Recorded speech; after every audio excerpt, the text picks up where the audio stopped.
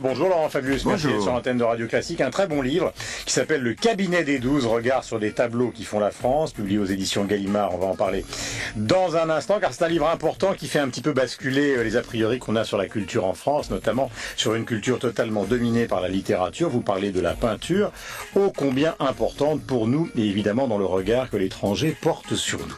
D'abord, sur l'affaire des retraites, est-ce que vous avez l'impression que le vote qui va intervenir le 15 va boucler définitivement le dossier ou est-ce que vous croyez que la rue peut encore changer quelque chose, notamment sur les fameux 62 ans?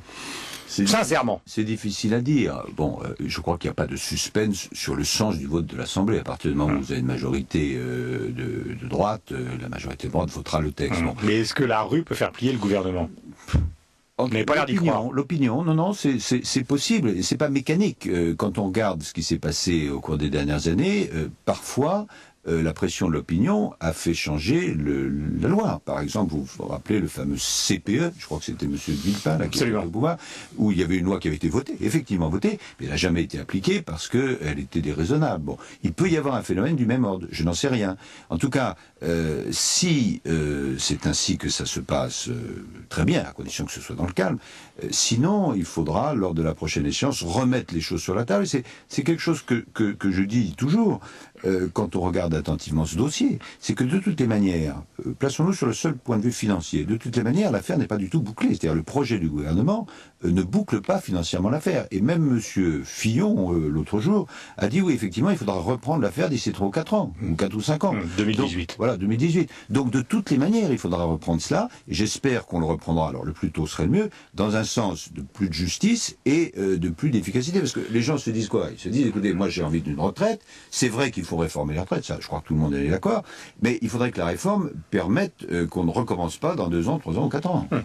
Le sondage que vous avez probablement découvert ce matin dans le Parisien, qui met Dominique de Villepin à égalité avec le président de la République comme candidat de droite, avec un avantage global sur l'ensemble du sondage pour la présidentielle si elle avait lieu demain à la gauche, et notamment à Dominique Strauss-Kahn. Vous en pensez quoi de cette enquête? Alors, est-ce qu'elle représente un tournant ou est-ce que c'est... Il y a 2 aspects. Bon, il y a d'abord la victoire putative de la gauche sur la droite. Il faut rester très très prudent parce que l'élection c'est dans pas mal de temps. Mais je crois qu'il y a d'une part un rejet grandissant vis-à-vis de M. Sarkozy et d'autre part un sentiment d'unité et peut-être de propositions plus convaincantes à l'égard du PS. Donc il faut confirmer, mais ça je le prends positivement. Alors de l'autre côté, en ce qui concerne la droite, on pourrait dire l'un monte, l'autre descend.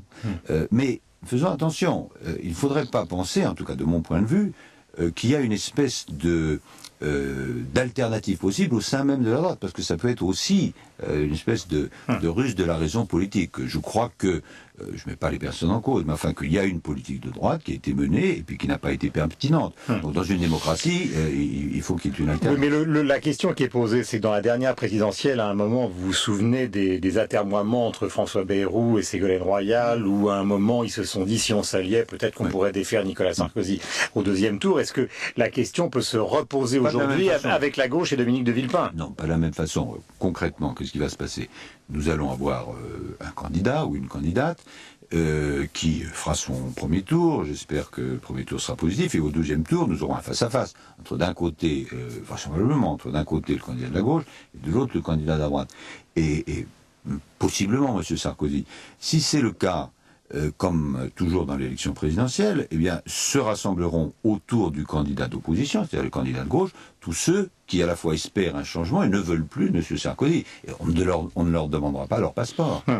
Avec ce livre, Laurent Fabius, là on sort de la politique, Le Cabinet des 12, vous renforcez, disons, une personnalité un petit peu à part. Vous avez été le plus jeune Premier ministre de France, puis vous avez une carrière extrêmement compliquée, vous le savez. Et ce livre, qui est un livre de réflexion sur la peinture et sur la constitution de l'image nationale de la France, est un livre, je le disais, assez surprenant. Alors vous le dites au début, c'est lié à l'histoire de votre famille aussi, parce que c'est une famille d'antiquaires. Vous dites, j'ai toujours aimé la peinture, mais j'ai mis des années à prendre conscience de l'importance justement de la peinture en France comme constitution du discours national. Alors, oui, ce livre, je l'ai fait à la fois pour ceux qui aiment beaucoup la peinture et qui sont déjà assez érudits, et pour ceux qui ne la connaissent pas bien, et pour les y amener. Mon histoire personnelle, oui, elle est assez paradoxale, c'est-à-dire que je suis d'une famille d'antiquaires, mais Mon père nous a amenés tellement jeunes au musée, mon frère, aujourd'hui décédé, ma sœur et moi, que j'ai fait un blocage, un rejet. Je le dis d'ailleurs. C'est d'ailleurs ce que vous exprimez au début du livre. Bon, c'est-à-dire que à partir de l'âge de 9 ans, mon père nous amenait toutes les semaines au musée du Louvre. Et donc, à partir du moment où j'ai pu... À 9 ans et demi, vous avez dit stop. J'en ai marre. Ouais. Et donc, pendant 20 ans, sans mauvais jeu de mots, je ne pouvais plus voir un tableau en peinture. Et puis alors, après, les choses sont revenues petit à petit, et c'est vrai que l'art a pris désormais, surtout la peinture, la sculpture, une place très très importante dans ma vie. Et c'est mon hobby, si on peut dire, mon jardin secret. Et j'ai voulu faire ce livre, à la fois pour dire un peu mon musée imaginaire, mais surtout, c'est là où vous avez touché le point fort, pour expliquer pourquoi ce ne sont pas simplement les écrivains, les réalisations industrielles, les paysages, mais aussi, et peut-être maintenant majoritairement, les peintres et leurs œuvres qui donnent une image de la France. Je vous cite, Renoir et Matisse font plus que Sartre pour la renommée de la France. Et vous évoquez aussi Ariane. Et ça, c'est un basculement dans la réflexion des responsables politiques, parce qu'ils mettent tous en avant, dans la politique de l'éducation nationale, la littérature, voire les mathématiques. Oui, mais parce que c'est notre formation. Moi-même, je suis agrégé de lettres, et c'est vrai que la part plastique, artistique dans notre formation, en général, est très faible. Bon, et donc on ne parle et on ne propose que ce qu'on connaît. Et pour prendre l'école, qui est quand même la matrice, la place de l'éducation artistique, malheureusement, est très très faible, même s'il y a eu des efforts en ce sens.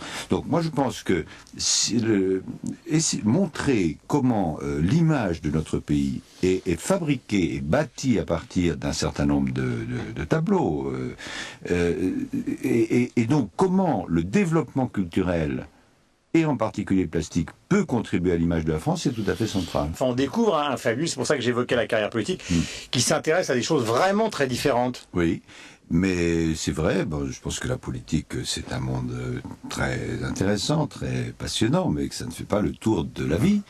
Et moi-même, je suis curieux, donc j'ai commencé par m'occuper de littérature, ensuite d'économie, ensuite de droit. Je l'ai étudié, je l'ai professé en matière d'art et de sculpture et de peinture. Là, je suis autodidacte, mais je crois que c'est un monde absolument magnifique d'ouverture, et j'essaie de faire partager ma passion.